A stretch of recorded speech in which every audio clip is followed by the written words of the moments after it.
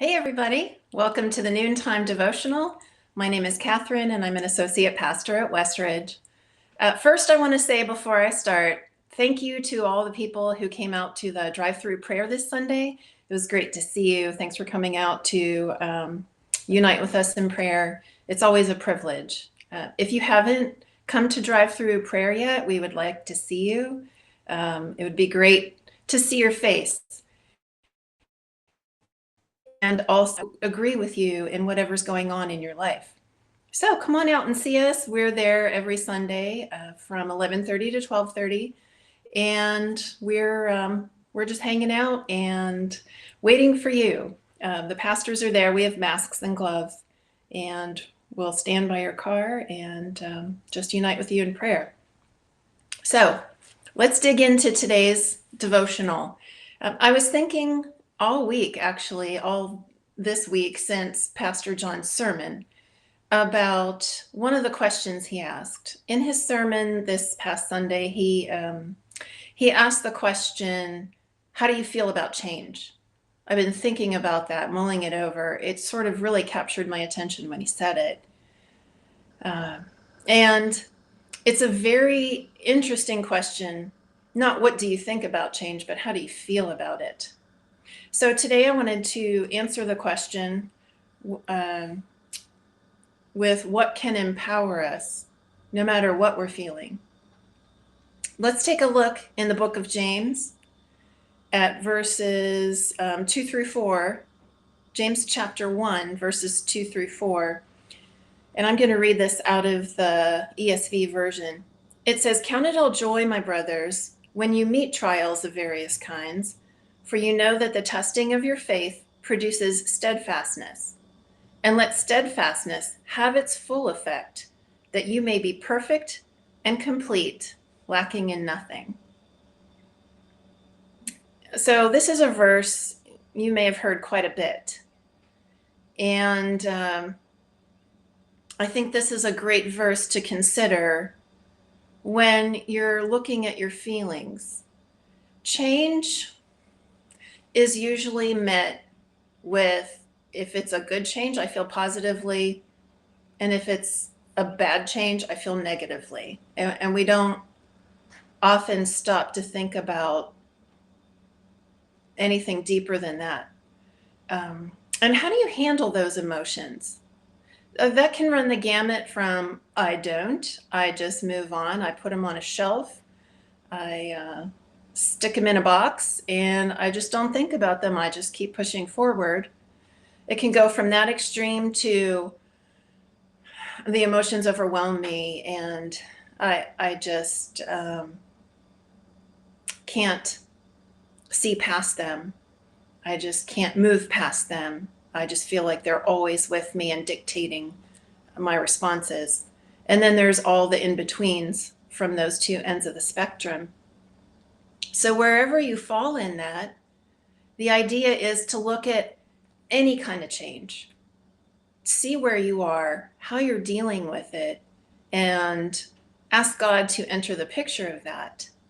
So as an entire world, in some degree or another, we're all in the same kind of situation where we're facing a change that is not wanted.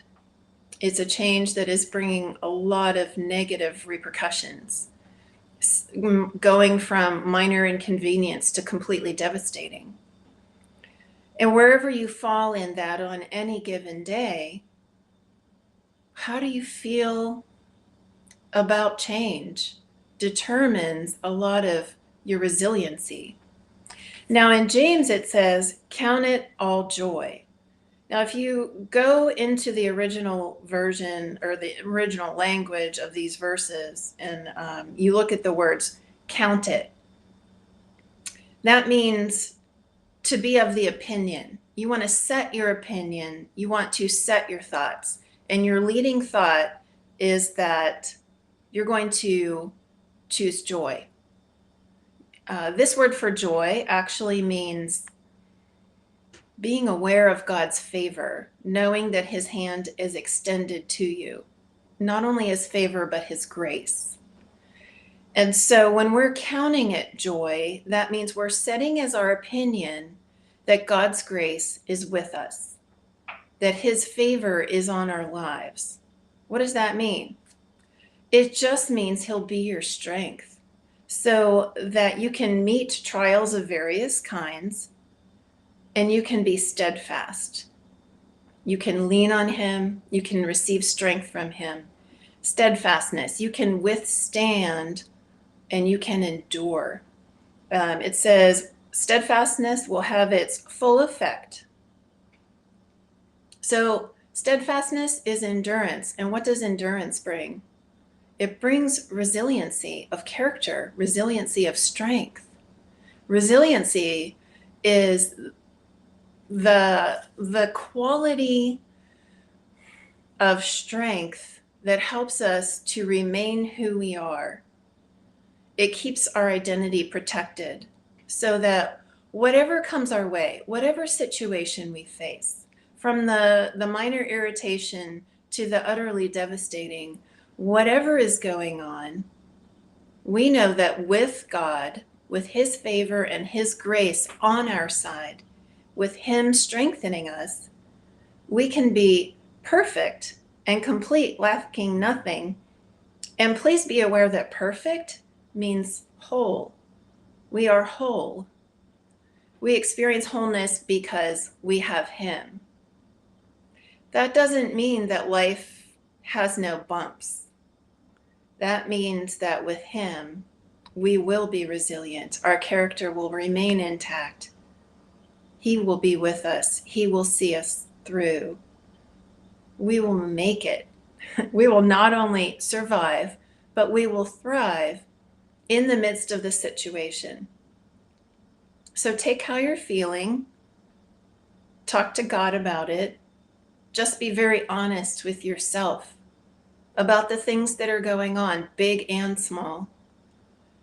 And see what he's doing in the midst of your trials. Even though we're all having a common experience, in many, many ways we're not.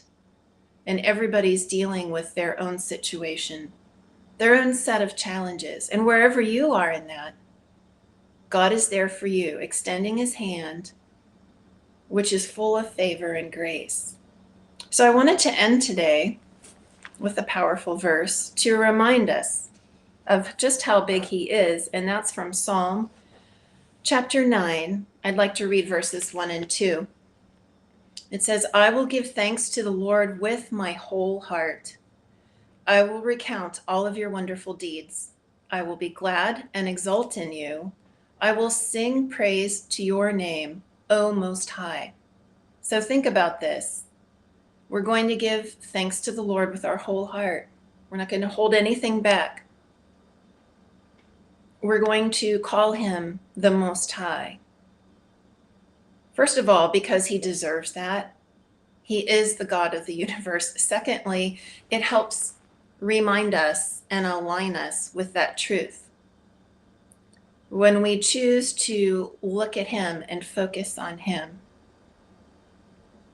then we are aware of everything he has to give. We are aware of how big he is and how he is able to carry us through anything. So I hope that encourages you today. It's been the thought on my mind since I heard Pastor John, and it's definitely been strengthening and encouraging me. So thank you for joining me today. I hope you have a great week, and I hope to see you Sunday.